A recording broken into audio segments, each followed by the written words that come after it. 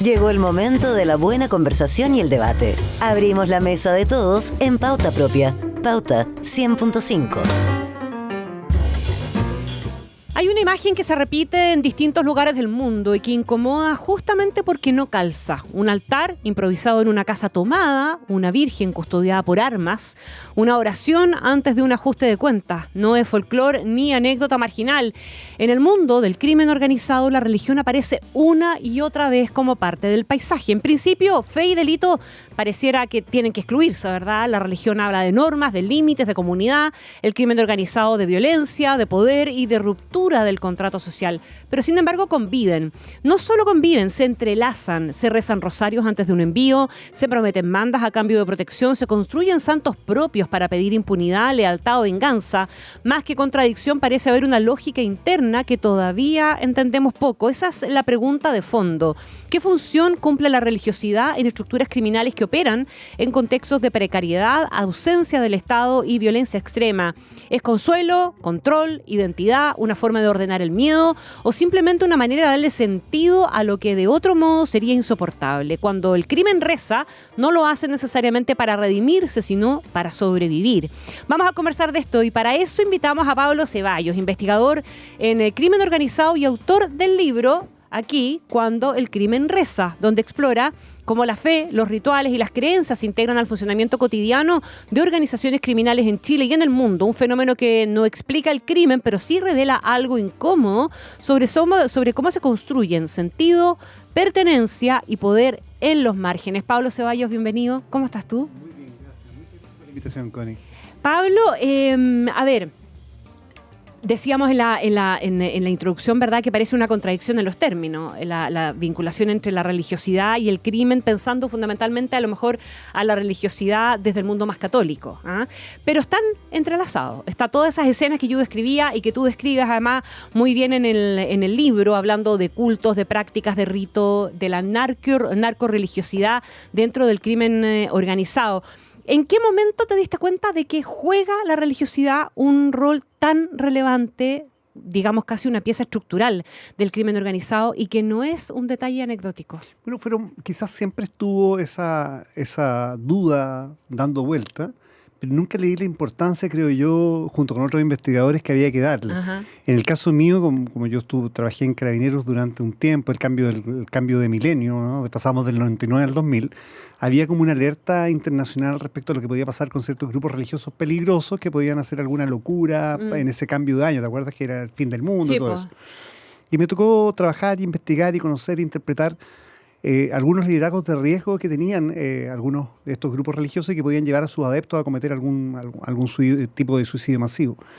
Muchos años después, preguntándome en una investigación precisamente con un amigo, un investigador, Douglas Fara, qué llevaba a un grupo de niños de 17, 18 años de un grupo criminal de Ecuador a enfrentarse a las fuerzas de élite de los militares ecuatorianos, nos dimos cuenta que no era solamente que tenían armas ni que tenían o que pertenecían a grupos, sino había una convicción y una sensación de que estaban protegidos por algo. Entonces empezamos a entrevistar, empezamos a conversar con muchos investigadores y ahí nos dimos cuenta que el componente devocional, ritualístico, religioso, va generando una especie de sentido de pertenencia en estructuras criminales.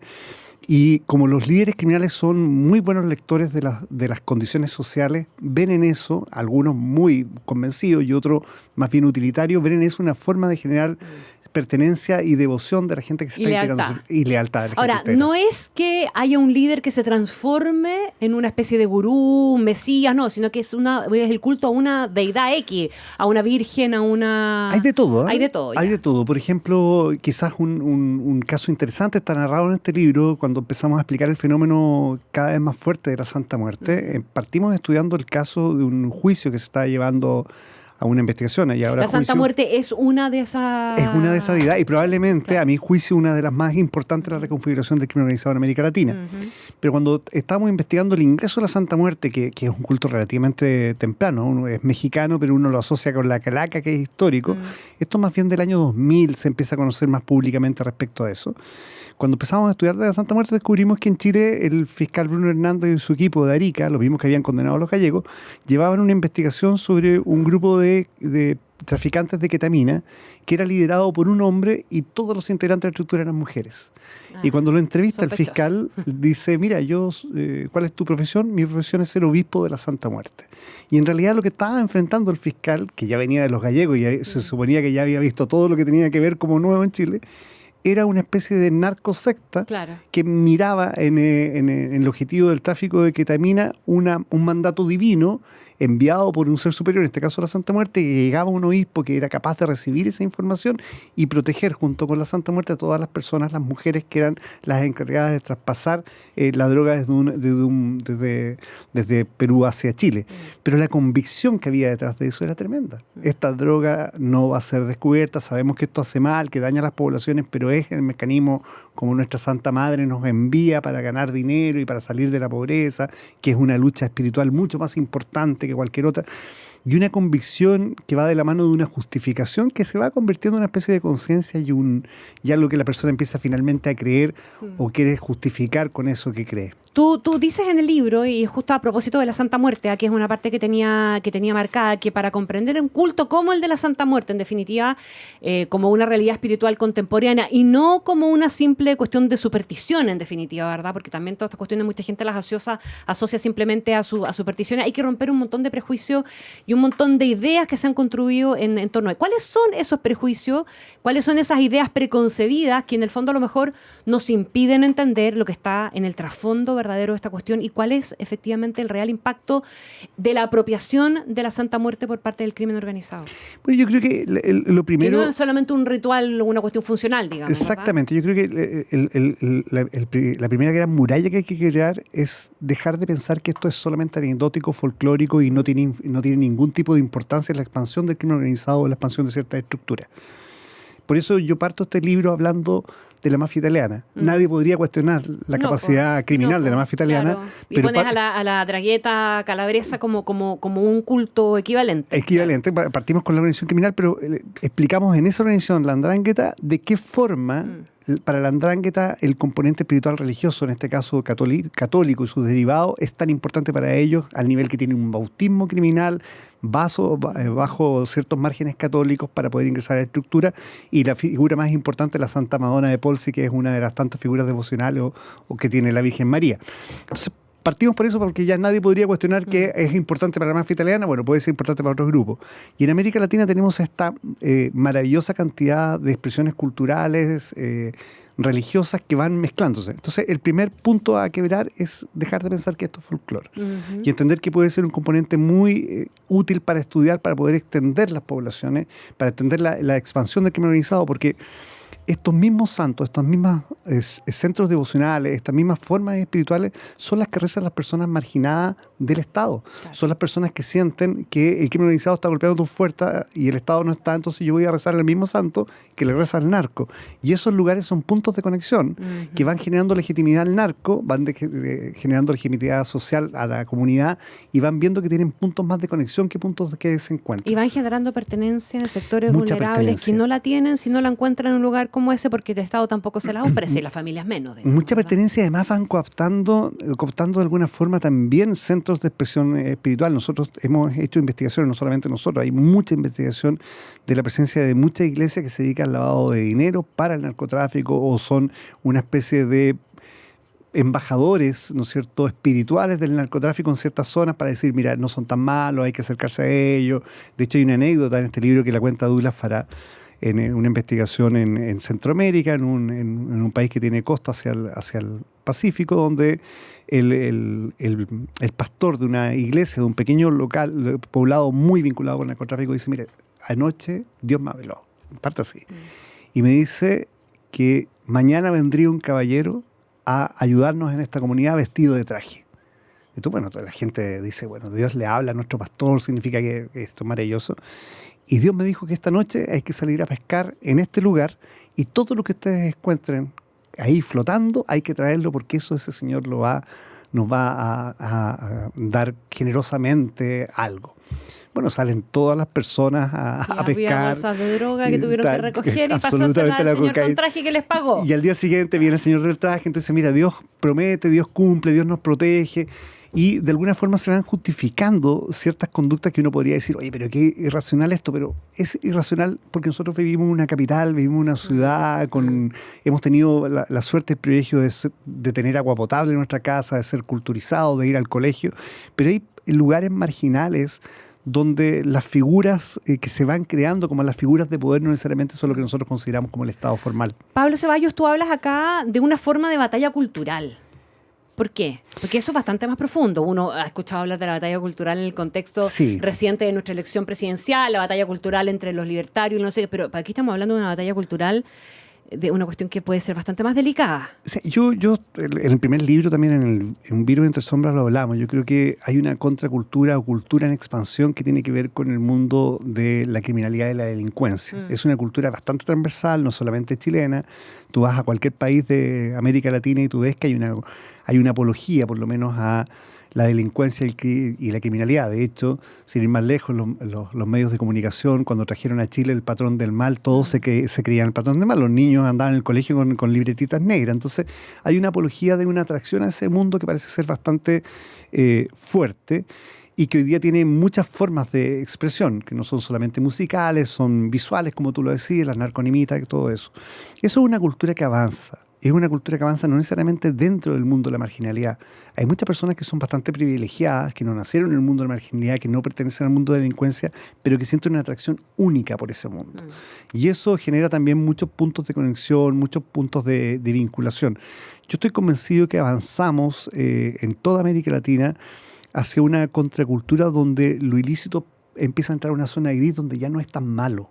Ya no existen estos códigos tan binarios de lo bueno a un lado, lo malo a un lado. Y eso también involucra, por ejemplo, la religión. Esa idea de que la religión solo protege a los buenos y castiga a los malos, para el mundo del crimen organizado no es tan así porque ellos no se sienten malos tampoco. Claro. Ellos están cumpliendo misiones divinas. O sea, Dios me hizo nacer en este barrio terrible. Dios me dio una forma de sobrevivir a este barrio terrible. Dios me convirtió en pistolero, en sicario, en integrante de este grupo. Yo estoy cumpliendo un mandato divino, no soy malo. Es un poco la justificación de Judas, ¿no? Una cosa como de ese tipo. Entonces, siento que es interesante entender los códigos que conforman una cultura. Y por otro lado tenemos el fenómeno de la transculturización, nosotros producto de las migraciones. Nosotros somos un país de migración tardía. Normalmente, como somos el último país de América Latina, todo migra hacia el norte. Y con los cambios políticos sociales, como el de Venezuela, por ejemplo, hay migraciones hacia el sur que trajeron nuevas culturas. Y en esas nuevas culturas, por ejemplo, han entrado fuerte, no solamente en Chile, en Ecuador, en Perú, la santería, la parería y todas estas prácticas devocionales que son además sincréticas. Yo creo que ahí está la clave de todo, porque no me impiden ser parte de algo. En el catolicismo tradicional, en el cristianismo, en el islam o en el judaísmo, normalmente o el budismo, si tú perteneces a algo no puedes pertenecer a otra cosa. Tú ya tomaste la decisión, el camino de bautizarte, seguir esa línea. No, aquí te permite hacer todo. Y una parte del libro es bien interesante porque un supuesto narcotraficante que entrevistamos para el libro, él tiene un altar en su casa. Y el altar tradicionalmente estaba la Virgen de Montserrat, la Virgen Negra, nuestra Virgen tradicional de la delincuencia chilena histórica, que es de la iglesia de la Viñita, ahí en Recoleta, pero él había puesto al lado de la Virgen Negra a la Santa Muerte. Y él me explicaba las funciones. No, ella es mi madre, ella me entiende, ella me perdona, y ella, la Santa Muerte, me hace invisible, me protege, me aleja de la policía. Entonces empiezan a entender que tu altar puede ser muy sincrético, y en ese sincrético es la transformación, a mi juicio, cultural de este fenómeno que es muy importante estudiar. Ahora, tú analizas el fenómeno a nivel continental, a nivel latinoamericano, ¿verdad? Pero ¿qué tan integrado está efectivamente en Chile? Hablemos un poquitito más de Chile, porque uno piensa, claro, en Chile sabemos que tenemos sectores vulnerables, sabemos, ¿verdad?, que hay marginalidad y que el crimen organizado se ha enquistado y que probablemente la pandemia fue una gran oportunidad de expansión y de cumplir ese rol social, ¿verdad?, que cumplió efectivamente durante la pandemia, casi como reemplazando un poquitito al Estado, ahí donde el Estado no alcanzaba necesariamente a llegar. Pero también tenemos a lo mejor mayores grados de escolaridad en Chile que en otros países de Latinoamérica, a lo mejor también una religión un poquitito más asentada, más tradicionalmente asentada, La migración es un fenómeno reciente, por lo tanto, estas tradiciones o estas prácticas, ¿verdad?, religiosas o alternativas, están a lo mejor recién empezando a permear, o todo eso no importa y esta cuestión entra igual de fuerte. Yo partiría con un adagio, un proverbio que una vez me contó un amigo y me parece fantástico. Dice que los hijos se parecen más a sus tiempos que a sus padres. Estamos viviendo... Es buena. Sí. Da un poquito de nervio, pero Sí. es bueno. Estamos viviendo tiempos complejos, entonces no necesariamente por el hecho de que habíamos sido tan diferentes a todo esto, teníamos estructuras tan formales y funcionábamos tan bien, vamos a mantenernos en eso. Yo creo que tenemos transformaciones muy, muy evidentes. Nosotros, por ejemplo, sin ir más lejos, en el estallido social fue una demostración muy fuerte de símbolos, toda la simbología. El líder de la revuelta era un perrito que había muerto y que era en un enviado a dirigir una revuelta, o sea, vivimos una época donde hay mucha aceptación al simbolismo y a este tipo de cosas, a este tipo de prácticas. Y por eso nos parecemos más a nuestros tiempos que a nuestros padres. Pero históricamente Chile ha sido un país que ha tenido una cultura o una vinculación religiosa con el mundo de la delincuencia y el crimen. O sea, y cómo olvidar la plegaria del bandido que escribió el bandido Neira, ¿no?, en la época de la independencia, donde le hace una plegaria, que los leones me guíen, que me hagan invisible al adversario, que me protejan de los maleficios. Y ahí en adelante la cultura de la marginalidad, de la perspectiva de la búsqueda de protección de este mundo de la delincuencia o la marginalidad, que no necesariamente es lo mismo, pero que sí tienen espacios comunes, y hoy día del crimen organizado tienen encuentros. Nosotros siempre, históricamente, aquí hay una entrevista maravillosa que la recomiendo, que la hago el padre Nicolás Vial, un hombre que lleva más de 30 años vinculado a las cárceles, a la gendarmería, que él me cuenta cómo está mutando la tradicional devoción a la Virgen de la Cholita, la Virgen de la Montserrat, ahí en la iglesia de la Viñita, que a todo esto es bien interesante. Cuando estudio esa parte descubro que esa Virgen la trae Inés de Suárez a Chile, o sea, es tan antigua como eso. Y empieza a hablar de cómo empieza a transformarse esto y cómo las figuras devocionales más bien se centran en el dinero y el que te permita más cosas o te genere más protección. Y ahí se abre el espacio a crear una especie de religión on demand donde yo puedo tomar de todo un poco y si todo me protege, lo que me convenga. Y armo lo que me convenga. Y eso yo creo que es muy de nuestros tiempos. En completo, no solamente de Chile, y eso creo que es una de las cosas que más vamos observando en la medida que vamos leyendo este libro. Estamos conversando con Pablo Ceballos, autor en su último libro, ¿verdad?, Cuando el crimen reza, cultos, prácticas, ritos y narcorreligiosidad en el crimen organizado. Tú le dedicas un capítulo a las hermandades también. Uno escucha mucho hablar, oye, hermano, no es trivial. Finalmente, no. Por lo que tú dices acá, no es trivial porque da cuenta de la lógica de los tres mosqueteros, del todos para uno y uno para todos, sumado a esta cuestión religiosa o de culto o de rito, habla también de algo bastante más profundo. ¿Tú crees que quienes están estudiando y tomando decisiones de política pública respecto al crimen organizado tienen esto lo suficientemente mapeado, Pablo? Yo creo que no. Yo creo que no, pero no es culpa de ellos. Yo creo que hay estudios sobre este fenómeno, pero están muy fragmentados o muy localizados. O sea, este estudio en México existe, pero solamente en México. No hay ningún estudio que diga, bueno, ¿qué impacto tiene esto que surge en México en el resto de los países de Latinoamérica? Italia está bastante más avanzado, pero yo siento que nosotros no estamos tan avanzados como país, pero incluyo a Ecuador, que está muy complejizado, incluyo a Perú, etcétera. Yo creo que falta bastante estudio de esto. Y claro, cuando hablamos de hermandades, en definitiva, ahí es un capítulo o más de un capítulo que está muy dedicado al tema brasileño, ¿no? La hermandad del PCC, etcétera. Pero en definitiva, quiero recordar otra frase de una persona muy inteligente que me dijo, mira, así como el crimen organizado suplanta al Estado, las pandillas suplantan a la familia. Claro, y a mí me parece perfecto eso, porque la hermandad, en definitiva, es decir, mira, ¿sabes qué? Tú eres el hermano que elijo, y como eres el hermano que elijo, estoy dispuesto a dar la vida por ti, y somos todos iguales. O sea, partimos además de una base horizontal, muy horizontal, que permite la conformación de estructuras criminales que rompe la lógica de cómo las policías establecen la investigación de la estructura criminal o la fiscalía. Que piensan mucho más en la cosa vertical. Absolutamente, tiene que haber un líder, tiene que haber... Entonces empezamos a entender que no hay que mirarlo. Y la lógica, perdona, de la hermandad, la lealtad, y doy mi vida por ti, todo eso también rompe un poquitito esquema... a partir de los cuales parten muchas investigaciones, ¿verdad? De quebrar, de que van a lograr que uno confiese que el otro no, que los soplone. Funciona menos en esta lógica más cerrada, finalmente. Absolutamente. Además que parten de la base de tener un origen común. O sea, para entrar a una hermandad tienes que ser bautizado en la hermandad. No es que yo decida ser hermano. Y normalmente ese proceso de bautismo de la hermandad es el homicidio de una persona que tú quieres, el asesinato de alguien, es una prueba de fuego tremenda para demostrar que realmente estás dispuesta a esto. Qué locura, te das cuenta que no se trata de mucha tele esto es la realidad finalmente. Esto pasa todos los días. Ahora, ¿cómo hay algún diálogo? Tú lo has dicho, pero particularmente en Chile, que es un país donde las religiones cristianas son las que están más asentadas, la católica y la evangélica fundamentalmente. ¿Cómo conversa en Chile esta religiosidad con las religiones institucionales, tradicionales? Sí, mira, yo creo que tenemos varios problemas. Vuelvo a ese maravilloso dicho que nos parecemos más a nuestros tiempos. Yo creo que en Chile, como lo hemos dicho varias veces, desde hace al menos 30 años se está produciendo una transformación en nuestra propia delincuencia muy fuerte. O sea, estamos muy preocupados del ingreso del crimen organizado internacional, pero no estamos mirando la transformación criminal que tenemos en Chile, que a mi juicio es muy rápida, muy fuerte y bastante violenta por lo demás. Pero en los últimos 30 años no solamente ha pasado eso. Si uno analiza, mira hacia atrás en una forma despolitizada, no tan apasionada, cómo eran los barrios más marginales de Chile, uno se da cuenta que dentro de esos barrios siempre existía la presencia o de la iglesia o de la política, ¿no? En los tiempos de dictadura la política era muy presente en los barrios más marginales y la iglesia también estaba presente. Con el paso del tiempo y la crisis de las instituciones, uno siente que la política se retira de esos barrios, pero también se retira la iglesia de esos barrios. Pero cuando se retira alguna institución, alguna forma de estructuración de un barrio, no significa el barrio que es desestructurado. No, alguien vuelve a estructurarlo.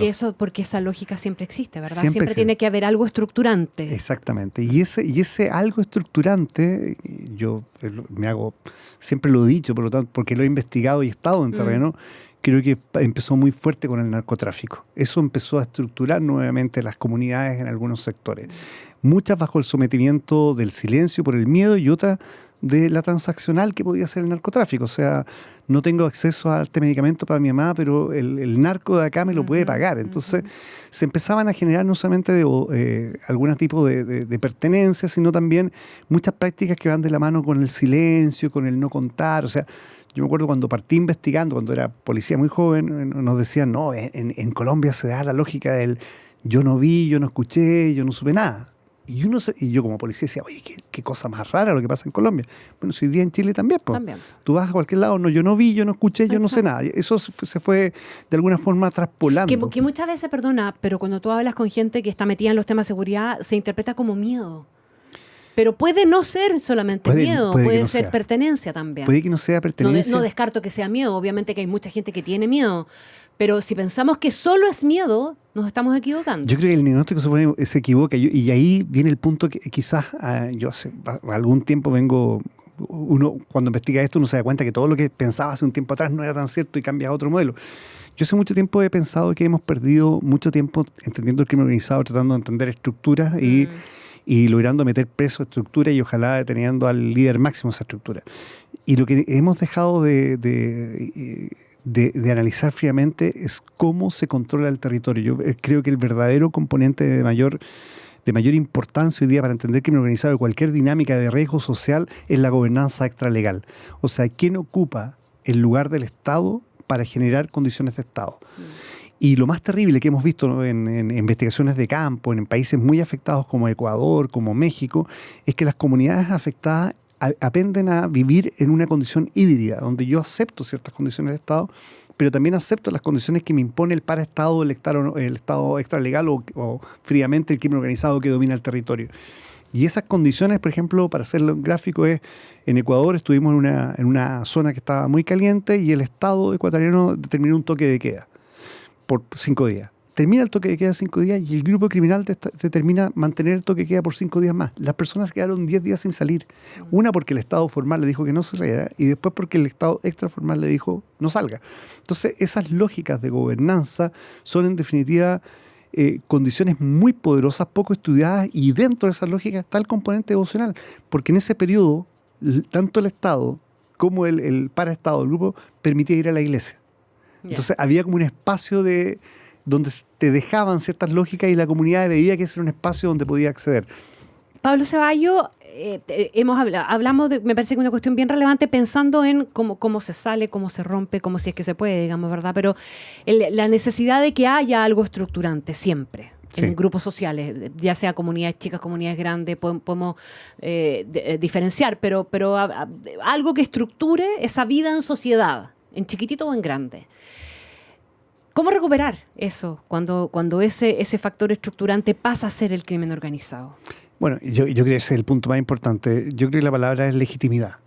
¿Ya? Esto es una lucha de legitimidad. O sea, ¿quién es más legítimo para una comunidad afectada? ¿El Estado o el crimen organizado que ofrece otras cosas? ¿Y qué da esa legitimidad? Bueno, yo creo que... Porque uno puede pensar que probablemente el crimen organizado le va a aportar más recursos. Sí, porque vivimos una época donde todo es bastante más transaccional, Sí, pero yo creo que nosotros, o el Estado formal, la comunidad, tiene armas muy poderosas. Entre ellas, la más importante en mi juicio es la educación.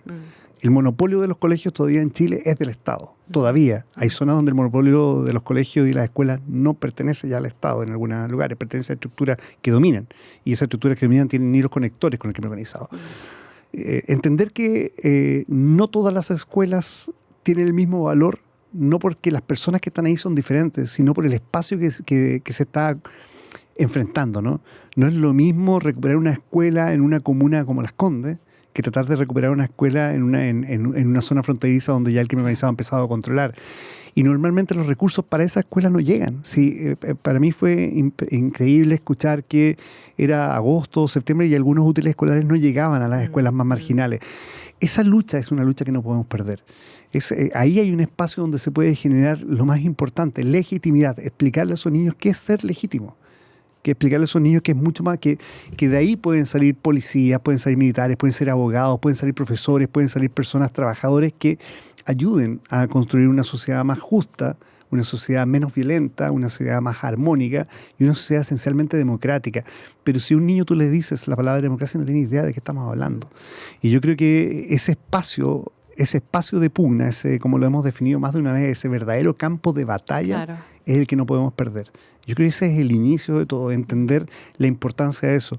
Entender la importancia que tienen la religión para algunas personas y comprender en esa misma lógica la necesidad de pastores que guíen esas comunidades de una forma real, ¿no? Y que no sean adaptativos al quien gobierna en ese territorio normalmente, que es el fenómeno más fuerte que nosotros hemos visto en América Latina, ¿no?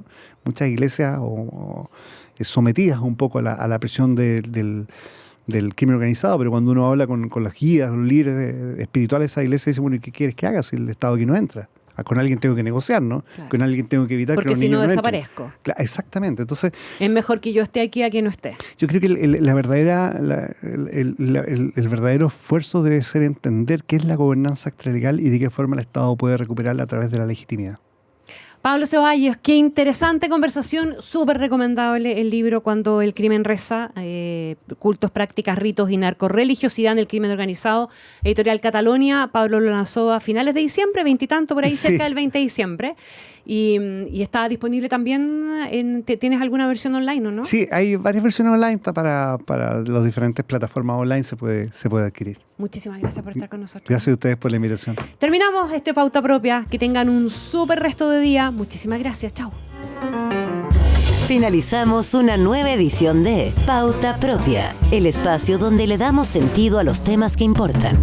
Con Isti Pisic, junto a expertos y protagonistas, comparte datos, contexto y buenas conversaciones para entender la historia y construir opinión. En Radio Pauta 100.5. Una presentación de Universidad Diego Portales a la altura de los tiempos, admisión 2026.